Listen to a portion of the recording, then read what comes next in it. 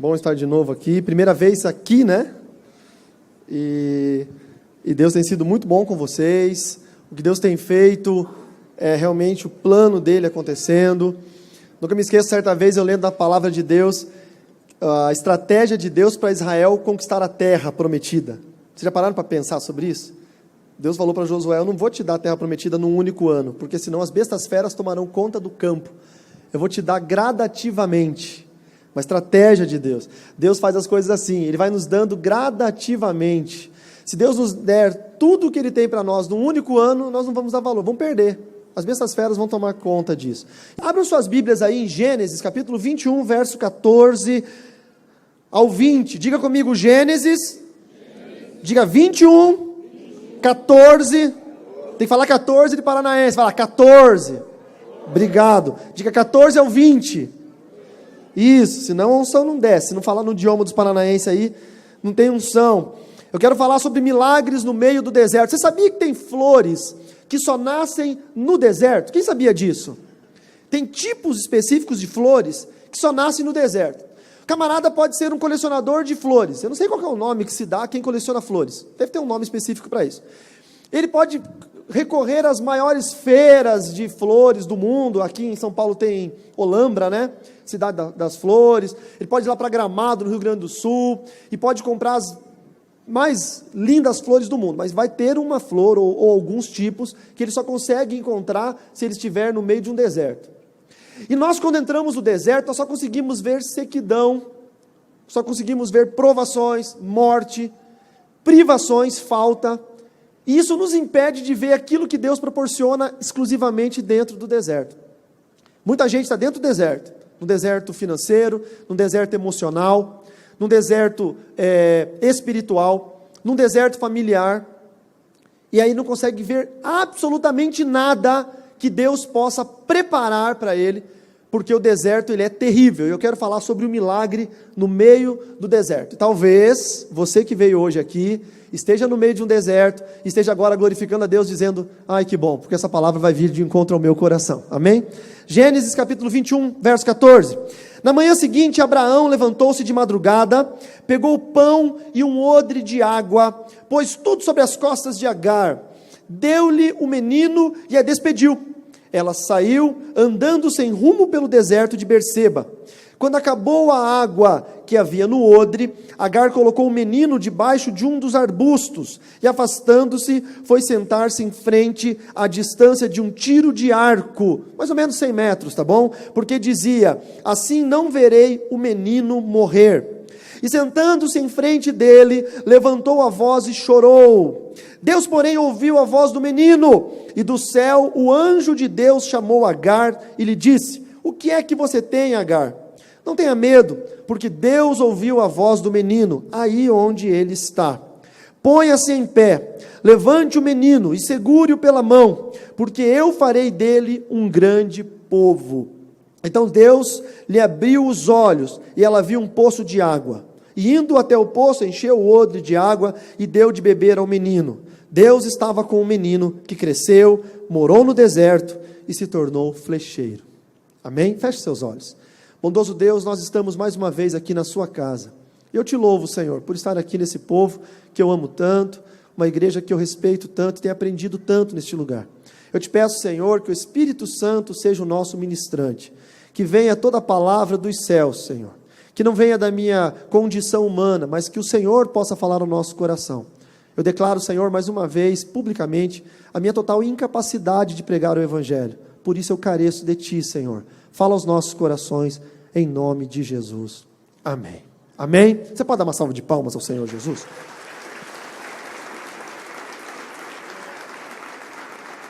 Quando eu leio esse texto, eu percebo algo incrível nele. E não sei se você tem a mania ou o costume de marcar a Bíblia. Tem muita gente que marca, né? É uma forma de memorizar. Mas eu destacaria alguns pedaços desse texto. Alguns pedaços, pequenos pedaços. O primeiro pequeno pedaço que eu destacaria é quando diz que Agar saiu andando sem rumo pelo deserto. Porque eu acho que isso é redundante. Pouca gente anda com rumo no deserto. Quando você entra no deserto, você já entrou sem rumo. Ninguém quer entrar no deserto. Ninguém quer passar por um deserto. A história de Agar é muito interessante, porque Abrão, antes de ter o seu nome transformado em Abraão, Abrão, você sabe muito bem, Abrão significa pai grande, Abraão, pai de muitos. Abraão, quando ele era pai grande, e Sara se chamava Sarai, Deus o visitou e disse que lhe daria um descendente. Ele não tinha como ter descendentes, porque ele já era de idade avançada, tinha mais de 80 anos. E ele pensou que o seu descendente seria um jovem que nasceu em Damasco, chamado Eliezer, que era como se fosse o seu filho de adoção. Mas Deus disse, não, você terá um filho seu, legítimo, de sangue. O problema é que, a maior parte das vezes, quando Deus nos dá uma promessa, nós, pelo erro da nossa ansiedade, nós não deixamos o agir de Deus acontecer em nossas vidas. O maior erro do ser humano é não esperar o tempo de Deus. E eu sempre brinco, dizendo que o tempo de Deus parece que é tão distante, que vai chegar os 4 cavaleiros do Apocalipse primeiro, e não vai chegar o tempo de Deus nunca. Porque quando alguém fala, irmão, espera o tempo de Deus na sua vida, é pior que mandar falar assim, ó, morre que não vai acontecer. Não sei se já aconteceu isso com você, comigo já aconteceu. Irmão, fica no óleo, irmão. Fica com fé no coração, no tempo de Deus vai acontecer. Eu já desisto, eu falo, não vai acontecer nunca. Mas a questão é que o tempo do homem, o tempo cronológico, ele precisa depender de uma série de fatores. Exemplo, a semente, você plantou a semente. Vai ter que esperar essa semente brotar, virar uma plantinha, crescer, virar uma árvore, dar a primeira floração, depois vir o primeiro fruto, mirrado, não serve para comer, depois dá a segunda floração, vem o segundo fruto, ainda azedo, amargo, não serve ainda. Aí lá no terceiro fruto, você consegue comer. Isso demora anos, anos e anos. E você pode perguntar, pastor, onde é que está na Bíblia isso? Não está na Bíblia, está no Globo Rural, irmão. Tem coisa que você aprende assistindo televisão, de vez em quando. Mas o tempo de Deus, que é o tempo kairos, que é o tempo chamado eternidade, você não depende da ação natural das coisas. Você não depende que a semente caia no solo e que ela demore para brotar e etc e tal. O tempo espiritual de Deus pode fazer a tua semente plantada hoje no altar da igreja, brotar hoje de madrugada, crescer durante a madrugada, dar frutos, e amanhã cedo você já pode colher o fruto da semente que você plantou hoje. Diga amém, por favor. Então, quando alguém fala, espere o tempo de Deus, pense nisso. O tempo de Deus não depende das circunstâncias naturais. Então, deixe de lado a ansiedade em nome do Senhor Jesus. Você conhece uma pessoa ansiosa? Eu conheço um ansioso só pelo olhar. Ansioso tem olhos esbugalhados. Eu tenho medo de gente ansiosa. Na Delphi, uma vez aconteceu um episódio comigo, eu nunca te contei. Eu vou te contar, só que eu tenho medo de contar, porque essa pessoa pode estar aqui. Se essa pessoa estiver aqui, meu Deus do céu, aí eu vou embora agora, eu tenho medo dessa pessoa. Não, era uma mulher. Eu vim pregar numa campanha uma vez aqui na De Alfa, e uma senhora, quando era ali no outro prédio, no final do culto, veio aquele povo para frente para orar, e uma senhora veio bem para frente, assim, ficou colada, bem assim no altar, e ela ficou me olhando assim, ó. E eu fiquei pensando, meu Deus do céu. Sabe, a gente tem medo de gente com olhos esbugalhados. Porque ela olha com um olhar que parece que está te acusando de alguma coisa. Eu sabia que não era demônio, porque eu senti, não, demônio não é. Mas pode ser uma pessoa, sei lá, de repente é um serial killer, que gosta de matar pastor. E está armado. Vocês revistam o povo para entrar na igreja? Vocês não revistam, né? Então, é um perigo isso. E aí essa mulher vem num canto assim, com os olhos esbugalhados, eu orava assim para o povo daqui, eu orava assim, Deus só orava para o povo de cá. Aí quando terminou assim a oração, todo mundo voltou, e a irmã ficou ali. E a irmã fazia assim para mim, ó. Tomara que sua irmã não esteja aqui, em nome de Jesus. Aí eu fui, muito solícito. Pois não, minha irmã. Daí ela falou assim, desenrola o rolo, vaso. Desenrola o rolo, vaso. Eu falei, não, irmã, só se equivocou. Eu não trabalho com papel de parede. Sou pastor. É que a linguagem assembleana, o batista não entende. Desenrola o rolo, ela disse. Daí ela falou, entrega o mistério. Eu falei, que mistério, irmã? Não estou entendendo. Porque antes de eu vir para o culto, Deus me revelou que vai te usar para me revelar o mistério que Ele tem com a minha vida. Eu falei, irmã, tem algum problema aí na logística da revelação? Porque se Deus te revelou que ia me usar para te revelar, por que Deus já não te revelou logo? Eu nunca vi Isaías indo lá para Jeremias, profetizando para Jeremias. Um profeta dizendo para outro, eis que eu te digo, nunca vi na Bíblia isso. E ela, você não tem revelação? Não tem, irmã. Batista tem revelação, meu irmão. Tem que estar todos os assembleanos mortos na terra. A era do gelo veio, morreu todos os assembleanos, sobrou os batistas, e Deus começa a visitar os batistas. É a era do gelo. E ela, eu vou voltar na próxima sexta, e você vai ter uma revelação. Irmãos, foi a pior semana da minha vida. Olha assim, ó. Foi a pior semana da minha vida. Meu cachorro sentiu que eu estava estranho. Eu fiquei pensando, meu Deus, será se realmente o senhor falou com essa mulher, e eu que sou friozão mesmo, sou uma geladeirona, o que está acontecendo comigo, a minha fé? Deus me livre, um freezer. E orei, cheguei na outra semana, me buscaram no aeroporto, eu já vim triste. O irmão que me buscou perguntou, tudo bem, pastor? Aí você fala por educação, né? Tudo bem, não estava nada bem. Fiquei no hotel, não quis comer, fiquei de mal comigo mesmo no hotel. Cheguei para a igreja, dobrei meu joelho, falei, e agora, Senhor? Aí na hora do louvor eu dava aquela, você conhece crente ventilador? Quem conhece crente ventilador? Crente ventilador é aquele que fica no culto bem assim, ó.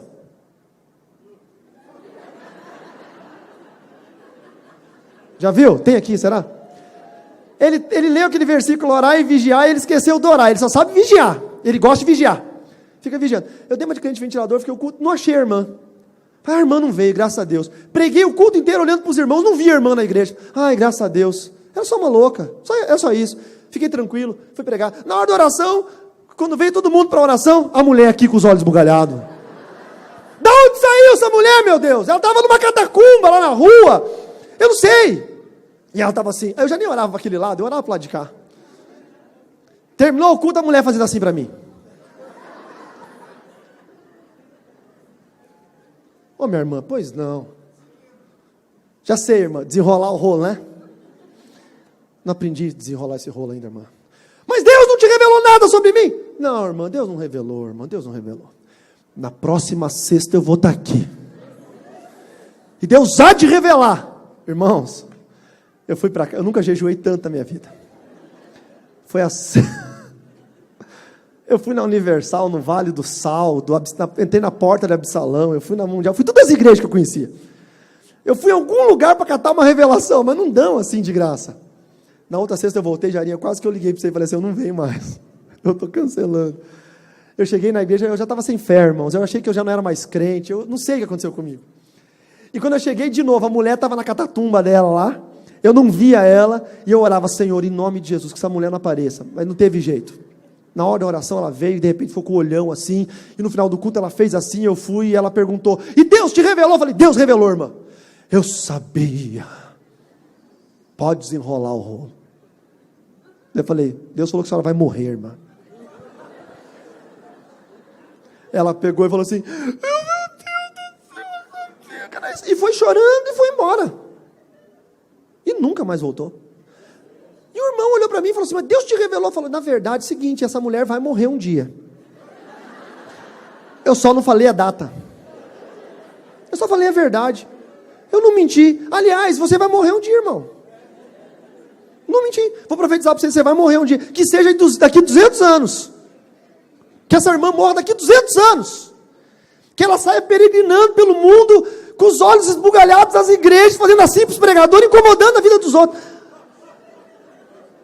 Mas a ansiedade, durante 2 semanas inteiras, quase me corroeu. Eu já estava querendo inventar uma revelação. Eu estava criando revelação já. Eu olhava assim e ficava pensando, eu vou dizer para ela que Deus visitou ela na madrugada. Eu pensei, mas vai ser mentira, essa mulher não deve orar de madrugada. Porque se ela orasse de madrugada, Deus falava com ela. Quem quer revelação é que não busca, porque confia naquele que busca. Então, a ansiedade é terrível. Quando Deus falou para Abraão, queria ter um filho, Sara olhou para Abraão e disse, não dá, Abraão. Não tem mais jeito. E a ansiedade começou a corroer o coração de Abraão e de Sara, que ainda se chamavam Abrão e Sarai. E o problema da ansiedade é que você anula o propósito de Deus na sua vida. E entenda que nada acontece na vida de alguém que Deus queira sem propósito. Porque o que é o propósito? É aquilo que foi proposto por Deus para você. Diga amém. Deus já propôs algo na sua vida. Deus já te escolheu. E talvez você que é um convidado de alguém que veio nessa noite e que veio aqui Pela primeira vez, quem sabe é a primeira vez que você está pisando numa igreja de crente, e você deve estar se sentindo super estranho, porque eu já tive uma primeira vez numa igreja. Eu me converti com 19 anos, eu me lembro como é que foi minha primeira vez, e era super estranho, porque as pessoas são estranhas. Crente é uma raça estranha, não se assusta, é normal. Mas você está aqui não porque alguém te convidou. Não só porque alguém te convidou, e não só porque alguém está orando pela sua vida, mas porque há um propósito de Deus em que você esteja aqui. Foi proposto no coração de Deus para que você estivesse aqui hoje. Não foi por acaso, eu não acredito em acaso. O problema é que mesmo com os propósitos de Deus, a nossa ansiedade anula o que Deus fez na nossa vida. O pastor Jairo leu sobre o menino rico. A história diz que aquele menino rico é Lucas, o evangelista. E por que ele não foi discípulo de Jesus? Porque ele não conseguiu abandonar o que era os seus bens, porque ele era médico, e os médicos naquela época eram realmente as pessoas mais ricas da época. Mas ele foi seguidor de Paulo. Você vê o livro de Atos, depois do capítulo 9, só dá Paulo em Atos, porque quem escreveu Atos foi Lucas. Então ele começa a ser o cronista da vida de Paulo. Ele não conseguiu seguir Jesus, mas ele conseguiu seguir Paulo. Então o propósito de Deus, mesmo que ele não foi um dos 12 apóstolos, Lucas, mas foi um seguidor de Deus, porque o propósito de Deus, mesmo que não deu certo lá no outro lugar que você foi, pode dar certo aqui, porque o propósito de Deus vai acontecer na sua vida, queira você ou não. Você pode glorificar a Deus com suas palmas? Aleluia! E o problema da ansiedade é que nós queremos ensinar Deus a ser Deus. Olhe para alguém bonito aí perto de você e diga: não tente ensinar Deus a ser Deus. Pior coisa é isso, pastor Robson, a gente querer ensinar Deus a ser Deus. Sabe aquele negócio do chefe ter um funcionário muito bom na empresa e um funcionário quer ensinar o chefe a ser chefe? Eu aprendi com o tempo que toda repreensão que vem de baixo para cima se chama rebeldia. Toda repreensão que vem de baixo para cima se chama rebeldia. Uma vez eu tive uma obreira na minha igreja que me repreendeu. Ela estava errada. Ela era casada, dela traiu o marido, ela descasou, em um mês de descasado, não tinha nem divórcio, veio com um namorado para apresentar na igreja. Eu falei: não, tá amarrado. Isso aí é um quilo de pombagira misturado com... Não é uma só. Tem gente que tem coleção de pombagira, a 7 saia, tranca, a rosa vermelha, ás de copo, todas elas, tudo. Aí eu falei para ela: não tinha aceito. Ela quis me repreender. Quem és tu para impedir a minha felicidade? Eu falei: tu não serve mais para andar comigo. Entendeu? O problema é que nós queremos ensinar Deus a ser Deus. E Sara quis ensinar Deus a ser Deus. Sarai, que significa briguenta. Quando mudou para Sara, significa princesa. Olha o tamanho da mudança de Deus na vida dela. E briguenta, Sarai, disse para Abraão: fica tranquilo, Abraão, eu tenho uma serva aqui, uma egípcia, e os egípcios, eles topam tudo. Sabe por quê? Porque o Egito é a personificação do pecado, do mal, do mundo. Eu tenho uma serva egípcia, se chama Agar, e é só você deitar com ela. E quando você deitar com ela, ela vai engravidar, e depois ela vai ter o filho gerado nas minhas coxas. E era assim que se fazia. A serva engravidava a egípcia, no dia de ter o bebê, Sara deitava, a egípcia se acrocava em cima do ventre de Sara, e tinha o filho em cima de Sara, para dizer que aquele filho era de Sara. Era assim que era gerado pela concubina. E ela disse: vai ser como se fosse meu, e aí a promessa de Deus vai acontecer. E Abraão, como também estava ansioso para que a promessa acontecesse, aceitou, e foi lá e deitou com a egípcia, engravidou a egípcia veio, teve o filho, colocaram o nome de Ismael, e Abraão tinha 86 anos de idade. Ismael cresceu, um menino ótimo, menino bom, gostava do pai, ficava junto com o pai, na idade de circuncidar, foi circuncidado, e tudo aconteceu da forma que eles queriam, até que Deus voltou a falar com Abraão. E Deus disse: Abraão, não era isso que eu queria para você. Eu quero que você engravide a sua esposa. Mas nós já temos quase 100 anos, Senhor. Minha mulher tem quase 90. E Deus disse: vai ser você engravidando ela. Vai com tudo, Abraão. E Abraão foi e engravidou Sara. E Sara sentiu um bebê nascendo no seu ventre. E no momento em que aquele bebê começou a se desenvolver no seu ventre, ela começou a pegar ódio daquele menino que era o filho da egípcia. Porque agora ela tinha um filho. E quando nasceu o seu filho, e eles colocaram o nome de Isaac, ela começou a discriminar o filho mais velho de Abraão, Ismael, e começou a ter ódio no seu coração. Então ela chegou um dia e disse para Abraão: olha, pega essa egípcia, essa escrava, e pega o filho dessa escrava, e manda embora da minha casa, porque eu não quero mais conviver com esses dois. E Abraão teve o coração partido, mas Abraão foi orar. E Deus disse, tudo bem, fica tranquilo, é justo, eu vou cuidar do seu menino, fica tranquilo. Abraão pegou de madrugada um pão, um pouco de água, colocou sobre as costas da egípcia e mandou ela embora, errante no deserto. E aí vem o texto que nós lemos, na manhã seguinte, Abraão levantou-se de madrugada, pegou o pão e um odre de água, e pôs sobre as costas de Agar, deu-lhe o menino e a despediu. E o menino tinha mais de 16 anos nessa época. Já era um garoto grande.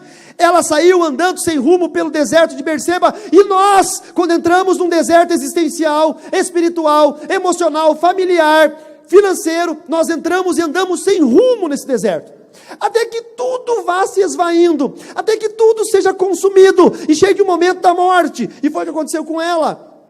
E ela andando sem rumo, percebeu que a água acabou, e quando acabou a água no odre, ela foi debaixo de um arbusto, colocou o menino, seu filho, de 16, 17 anos, sentado ali, e disse, fica aqui um pouquinho, filho, que a mãe já volta. E ela calculou um tiro de arco, 100 metros, porque ela não queria ver o próprio filho morrer. E ela sentou aqui longe, tiro de arco, não conseguia ver o menino morrer. E ela começou a chorar. Só que agora tem uma questão, pastor Jairo, pastor Marcelo, pastor Samuel, o menino é hebreu. O menino tem um único Deus, Criador dos céus e da terra, invisível aos olhos, mas conhecido por todos nós. A mãe não, a mãe é egípcia, politeísta, acredita em vários deuses, seus deuses são ídolos, estátuas, imagens, templos. A mãe chorou e disse, eu vou morrer, meu filho vai morrer, eu preciso de um socorro, mas nenhum Deus do Egito veio para ajudar aquela mulher, mas de repente desce o anjo do Senhor, e o anjo do Senhor no Velho Testamento é Jesus Cristo, desce o anjo do Senhor e fala para ela, o que é que você tem, Agar? Eu ouvi o choro do menino. Porque Deus não ouve o choro do egípcio. Você optou em chorar para os deuses da Umbanda, você optou em chorar para as imagens da idolatria, você optou chorar por eles, mas o menino não, o menino optou chorar para mim. E quando você chora para o Senhor ouve, lá do meio do deserto, e Ele vem ao teu favor. Se você puder, dê uma salva de palmas ao nosso Deus.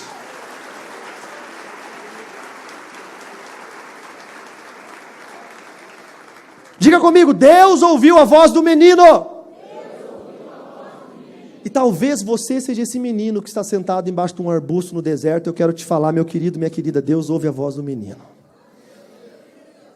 Quantas vezes eu entrei no meu quarto, pastor Lenilton, e disse para Deus, Senhor, eu estou sentado debaixo de um arbusto, e eu estou chorando. Se o Senhor puder ouvir minha voz, eu sou muito grato. E Deus desceu todas as vezes e disse, eu ouço a voz do menino quando ele chora. Deus ouve a nossa voz.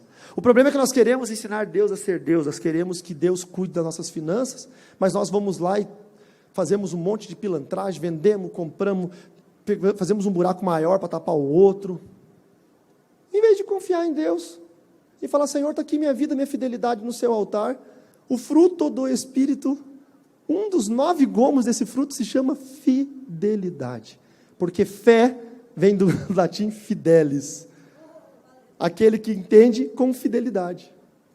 Se você tem fé, você tem fidelidade. Fé e fidelidade não se dividem, é uma palavra que é indivisível. Se eu tenho fé, eu tenho fidelidade. Ah, eu não sou fiel, você não tem fé. Sem fé é impossível agradar a Deus, você não tem fidelidade, você não tem fé, não agrada a Deus, você está lascado, meu irmão. Olha para o teu irmão e diga, cuidado, você pode estar lascado.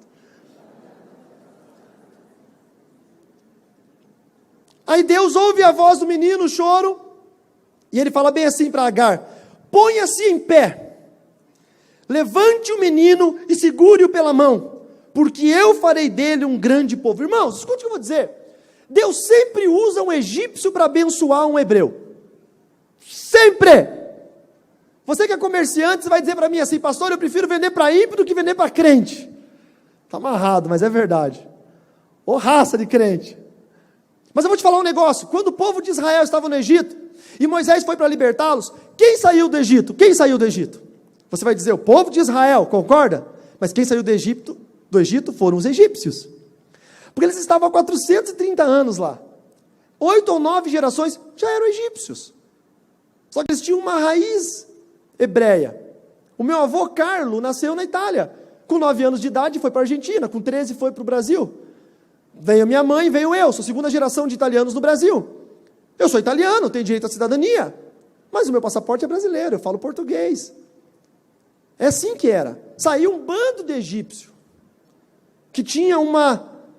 que tinha uma ascendência do povo de Deus. Talvez você hoje não se identifique como povo de Deus, mas eu quero te dizer uma coisa, você tem uma ascendência com o povo de Deus. Você tem alguém que está orando por você, que está comprando a sua vida no altar do Senhor. E por mais que você ainda viva em pecado, Deus já está escrevendo seu nome e já está liberando sobre você o propósito. Por isso que o deserto existe. Porque é no deserto que você é transformado pelas coisas. Então essa mulher chegou no deserto e chorou. E Deus olha para ela e fala: levante-se e pegue o menino e coloque ele de pé. Quando aquele povo hebreu saiu do Egito para entrar no deserto, os egípcios davam ouro para os hebreus. Sempre Deus vai levantar um egípcio para abençoar um hebreu. Sempre Deus vai usar aquele que não crê para abençoar aquele que crê. Sempre Deus vai fazer isso. Eu estava contando para o pastor Samuel hoje na hora do almoço, um episódio que eu tive, um testemunho. Eu estava numa época na minha igreja, o aluguel vencia na segunda, era um culto de domingo, e não tínhamos o dinheiro para o aluguel, todo ele. E a maior dor de coração de um pastor é ter que pagar aluguel e não ter o dinheiro do aluguel. E aí aquele último domingo que dá para você tirar uma oferta e Deus abençoar e conseguir suprir aquele valor e não deixar a igreja ser envergonhada e tudo correr bem. Cheguei na igreja, dobrei meu joelho no escritório, orei a Deus e Deus falou para mim só uma frase. Ele disse: não tire oferta. Deus podia ter dito qualquer frase naquele dia, mas menos essa. Qualquer frase. Deus podia ter dito: prega de bermuda e chinelo de dedo. Eu ia. Mas não tire oferta era a frase que eu não queria ouvir. E eu clamei a Deus: Senhor, por quê? Por quê? Não teve resposta. Eu abri a Bíblia para Deus dar uma resposta, não aparecia. E eu fui para a igreja, atribulado, olhei para minha esposa falou: te conheço, você está estranho, o que aconteceu? Eu falei: Deus mandou não tirar a oferta. Ela falou: então não tira. Mas amanhã tem que pagar aluguel, não tem dinheiro do aluguel. Mas não tira, Deus é o dono da obra, Ele vai dar um jeito, não tira. E eu falei: ok. Estavam os crentes lá, começamos a liturgia do culto de domingo, leitura dos salmos, oração pela família, bababá. Começou o louvor. Quando começou o louvor, eu percebi que uma família entrou. Um senhor, uma senhora e 1 ou 2 filhos, não me lembro os filhos. Família diferente. Um diácono recebeu na porta, mostrou-lhe uma cadeira para eles ficar. Nós fizemos o louvor, percebi que aquela família, a mulher estava com uma Bíblia na mão, tal, mas não era soltinha assim para louvar, com as mãozinhas. E aí, preguei a palavra, e sempre tinha a oferta depois do louvor, e eu não fiz a oferta. Eu já vi que já tinha alguns irmãos com envelopinho de dízimo, me dando sinalzinho, porque tem crente que ele incomoda o pastor, se o pastor esquece, ele lembra. E eu fingi que não vi, continuei, terminei a mensagem, não fiz a oferta, orei com o povo, fui dar a bênção apostólica, um irmão levantou a mão e falou: pastor, a oferta! Com todo carinho, me lembrando. Eu falei: olha, queridos, deixa eu explicar um negócio para vocês. Nós não vamos fazer o ofertório hoje. Eu não sei porquê, irmãos, vou ser sincero com vocês, nós temos que pagar o aluguel amanhã, nós não temos todo o valor do aluguel, mas eu fui orar a Deus, e Deus disse para mim: não tire a oferta. E sabe, queridos, mesmo que eu tenha que ir lá amanhã e, sei lá, negociar, me humilhar para o dono do prédio, mas eu não vou fazer, eu vou cumprir a vontade de Deus, eu não vou fazer o ofertório. Vocês peguem a oferta de vocês, levem para casa e tragam no outro culto, por favor. Beleza. Teve um rebelde lá que deixou o envelope no negócio, não entendeu o que eu estava falando, tipo assim: eu não vou voltar com minha oferta para casa. Mas o povo entendeu. Terminou o culto, veio essa família falar comigo, os visitantes. Tudo bem, pastor? Tudo bem. A irmã, a esposa dele. Tudo bem, pastor? Tudo bem. Olha, pastor, hoje aconteceu uma coisa incrível, porque eu sou da Igreja Universal do Reino de Deus, eu sou obreira da Igreja Universal. Meu marido não é crente, meu marido não quer ser crente porque ele não gosta da minha igreja. E meu marido fala assim: eu não vou na tua igreja porque eles só falam de dinheiro, eles só pedem dinheiro lá. E ela disse: mas amor, toda igreja pede oferta, pede dinheiro. Ele: não é possível. Eu vou achar uma igreja que vai ter Deus e que eu vou chegar lá e não vai ter oferta. E ela falou: então toda igreja tem. Ele falou: nós vamos hoje numa igreja. Passaram na frente da minha, viram a placa, gostaram e entraram. E eu não estava entendendo por que Deus disse: não tire oferta. E Deus estava usando aquele ato para falar o coração daquele homem descrente do Senhor. E ele falou: pastor, quanto que é o aluguel da igreja? Eu falei: não, irmão, por favor, faço questão nem de falar. Não, por favor, pastor, eu quero saber. O rapaz que não era crente, é o egípcio. E eu falei: é tanto. Ele pegou só um pouquinho, pegou uma caneta, fez um cheque. Eu estou pagando 3 aluguéis adiantados para o senhor. Deus usa o egípcio para abençoar o hebreu. Aquele homem conheceu a Deus. Aquele homem se converteu.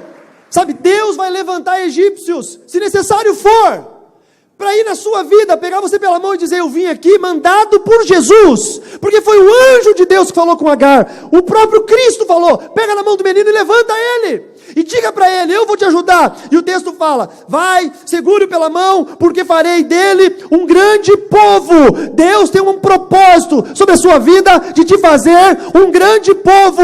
Acredite, tenha fé na palavra do Senhor.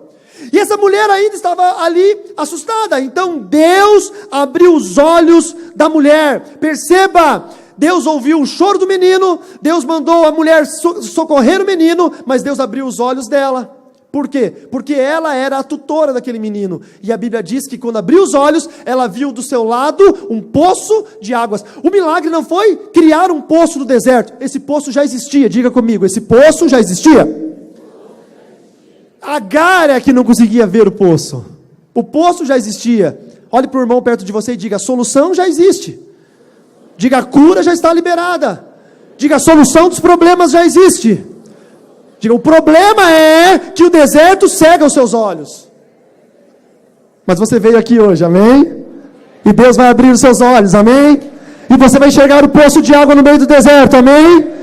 E você vai poder viver e ser uma grande bênção na presença do Senhor. Se você crê, aplauda ao Senhor Jesus, por favor.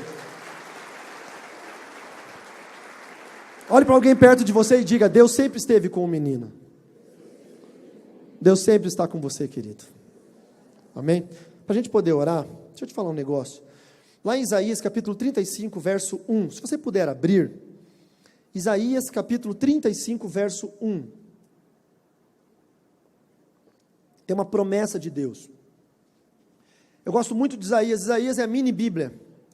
Isaías tem 66 capítulos, a Bíblia tem 66 livros. Isaías, primeira parte dele até o capítulo 40, fala das promessas, depois começa a falar do Messias que viria. Então, é uma mini Bíblia. Eu gosto muito de Isaías. Isaías foi um profeta que profetizou para os aristocratas, para os reis, até que o Espírito Santo o tomou e ele se tornou um profeta de milagres. Pouca gente sabe disso, mas Isaías se tornou um profeta de milagres. Isaías 35, versos 1, 2, 3 e 4 diz assim: o deserto e a terra seca se alegrarão. Querido, eu preciso que você pense agora que o deserto e a terra seca é qualquer situação ruim que você está enfrentando. Combina comigo isso? Tá bom? Ah, pastor, eu não estou passando nenhuma situação ruim. Deve ter alguém que você ama, que você conhece, que está passando. Pense nessa pessoa. Ah, não conheço ninguém. Meu Deus, você vive num mundo perfeito. Então pense em mim, irmão. Quando você estiver lendo. Você vive num mundo perfeito. O deserto e a terra seca se alegrarão. Deus vai trazer alegria no deserto e na terra seca. O ermo exultará e florescerá como narciso. Deus colocará flores no meio do deserto, no meio do lugar abandonado, no ermo. As flores que só nascem lá. Deus vai te dar um prêmio, sabe? É como se fosse um selo de qualidade. Passei pelo deserto, sobrevivi. É uma flor que só tem lá no deserto. Você pode roubar uma florzinha na rua para levar para sua esposa. Né? O meu filho, esses dias atrás, fez uma cachorrada. Esses adolescentes. Chegou em casa com uma flor, deu para minha esposa. Ah, mãe, uma flor. Minha esposa, feliz, colocou a flor num copinho com água, tirou foto, postou no Instagram. Feliz da vida. Aí eu estou lá no quarto do meu filho, peguei o celular dele, fui dar uma olhada. Nós conversamos no WhatsApp. Ele tinha mandado foto daquela flor para todas as meninas do contato dele. Ele pegou para as meninas, daí sobrou a flor, deu para minha mãe, para minha esposa, para a mãe dele. Deus não vai fazer isso com você. Deus vai te dar uma flor como um selo. Você vai ter um sinal de Deus na sua vida. Diga amém. Ele se cobrirá de flores. O deserto se cobrirá de flores. Dará gritos de alegria e exultará. Você já parou para pensar um deserto coberto de flores? A dor que você sentiu da doença. Seu corpo que estava imóvel. E agora o seu corpo está curado, você pode correr, você pode nadar, você pode rolar no chão. Isso é um deserto coberto de flores. Você que estava com a família destruída, agora sua família vai estar restaurada. Isso é o deserto coberto de flores. Só que não espere o tempo humano, espere o tempo de Deus, que vai acontecer. Receberá a glória do Líbano, o esplendor do Carmelo e de Saron, o lugar onde produzia os óleos, os ungüentos e os perfumes. Eles verão a glória do Senhor, o esplendor do nosso Deus. Fortaleçam as mãos frouxas e firmem os joelhos vacilantes. Digam aos desalentados de coração: sejam fortes, não tenham medo. Eis aí está o Deus de vocês. A vingança vem, a retribuição de Deus, Ele vem para salvar vocês. Quero que você pegue na mão de alguém perto de você. E o texto diz: fortaleçam as mãos frouxas. Sabe, olhe por mão perto de você e fala assim: eu quero estar contigo, quero que você fortaleça as suas mãos. Sabe, mãos, não solte as mãos dessa pessoa. Se você está longe de alguém, sai da sua cadeira, chegue perto de alguém para você poder pegar na mão. Olha, mãos, elas simbolizam muito mais na Bíblia do que você pensa. Mãos simbolizam direcionamento espiritual. Por isso que você tem que impor as mãos para poder orar. Direcionamento espiritual. Tem gente que já perdeu o direcionamento espiritual. E Deus está mandando fortalecer isso. Mãos simbolizam obra, trabalho, serviço. Tem gente que não consegue mais obrar, trabalhar para o reino. Deus está mandando fortalecer isso. E olha, não só as mãos frouxas, também os joelhos vacilantes. Joelho vacilante me diz duas coisas. A primeira delas é o medo, quando os joelhos tremem. A segunda, insegurança. A segunda delas é a falta de você orar. Falta de oração. Pare de orar de pé, pare de orar deitado antes de dormir, dobra o joelho. Volte a ser aquele crente fervoroso em oração que você era. Volte a buscar a Deus. Eu estava pregando no congresso estadual da Igreja Quadrangular lá de Santa Catarina, em Florianópolis, semana passada, para os pastores da Igreja Quadrangular. E aí um dos líderes me contou uma história. Eles foram para a Coreia do Sul, na Igreja do Evangelho Pleno, do pastor Po Yun Cho. Não solte a mão do seu irmão, tá? O ruim é quando você pega na mão de alguém na igreja, começa a dar coceira em tudo, né? Quando você vai orar de mão dada, coça o nariz, coça o olho, coça a testa. Vença agora, em nome de Jesus. Se coçar, você solta e coça. E eles foram, a igreja do Po Yun Cho é a maior igreja evangélica do mundo. 1.600.000 membros. A igreja. E cada 1.600.000 membros. E cada comitiva tinha 30 segundos com o pastor Po Yun Cho. 30 segundos. E eles foram, e a igreja evangélica quadrangular está em células, e eles foram pensando: o segredo é célula, o segredo é célula, o segredo é célula. Aí eles chegaram para o Po Yun Cho e disseram assim: pastor Paul, qual que é o segredo? É células? Diz que é célula, filmando assim, para poder botar no site da quadrangular, né? Qual que é o segredo? É células. E ele falou assim: células muito bom, mas não é o segredo. Qual que é o segredo? Evangelismo, filmando assim. E ele: evangelismo muito bom, mas o segredo não é evangelismo. Então qual é o segredo, pelo amor de Deus? Ele disse: oração, oração, oração, oração, oração, oração. Ele olhou para aqueles pastores e disse: orem, orem, orem, orem, orem. Nós já oramos muito, então vocês estão orando errado, orem certo. Nós oramos 2, 3 horas, então ore 10 horas. O segredo da oração: Deus vai fortalecer os joelhos vacilantes. Deus vai avivar os seus joelhos. Deus vai fazer com que você volte a orar. Você que é o crentão, eu tenho uns alunos de teologia que aquele negócio, está no segundo semestre de teologia, não ora mais, porque agora ele é o teólogo. Segundo semestre, o cara não sabe nada da vida ainda. Parou de orar agora, porque você passou por isso, né, Vitor? Todos nós passamos um dia na vida, entendeu? Volte a orar, volte a orar. Você pode comer a Bíblia, não adianta nada se você não tiver unção. Você vai ser só um cientista da palavra, mas não vai ser um profeta. Você precisa orar, volte a orar. Diga para o teu irmão: Deus vai fortalecer os seus joelhos vacilantes. Agora atenção, os desalentados de coração. Sabe aquele irmão, aquela irmã que já desistiu da fé, que está fraco na fé? Você talvez é crente, mas é um crente desviado, é um crente que está distante. Você já foi melhor, mas você está ruim, está fraco. Essa é para você. Digam aos desalentados de coração: sejam fortes, não tenham medo. E quantos crentes hoje dizem para mim: pastor, eu não consigo mais ser o que eu fui há 2, 3, 10 anos atrás. Sejam fortes, não tenham medo. Eis aí está o Deus de vocês. Ele vem para salvá-los. Nós vamos orar para que Deus venha para salvar a sua vida nesta noite. Fique de pé e dê uma salva de palmas ao Senhor Jesus.